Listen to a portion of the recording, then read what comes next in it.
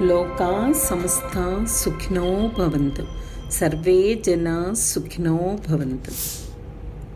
దుఃఖ విముక్తి. మానవునిలో 6వ జ్ఞానేంద్రియము తన పరిధిని బ్రహ్మము వరకు విస్తరించినప్పుడే పరిపూర్ణతను పొందుతుంది.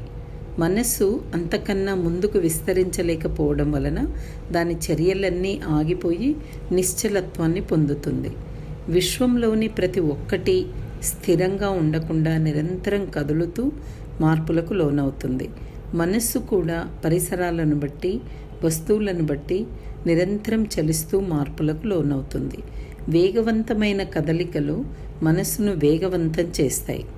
స్థూల శరీరంలో ప్రాణశక్తి ఉన్నంత వరకు ఈ పరిస్థితి కొనసాగుతూ ఉంటుంది. మనస్సుకు కూడా కొన్నిసార్లు ప్రశాంతత కావాలి. అది స్థిరపడినప్పుడే ఆ ప్రశాంతత లభిస్తుంది. ప్రార్థన చేయడం, మంత్రాలు, స్తోత్రాలు పఠించడం, భగవంతునికి కృతజ్ఞతతో మొక్కులు చెల్లించడం లాంటివి మనస్సు శాంతిని పొందడంలో సహాయపడతాయి. ధ్యాన సాధనలో బ్రహ్మముతో తాదాత్మ్యం చెందినప్పుడు లేదా ప్రార్థన చేస్తున్నప్పుడు వ్యక్తి తన మనస్సులోని అరిషడ్వర్గాల చర్యలను, ఉద్రేకాలను అధిగమించగలుగుతాడు. తత్వజ్ఞాని వేదాద్రి మహర్షి.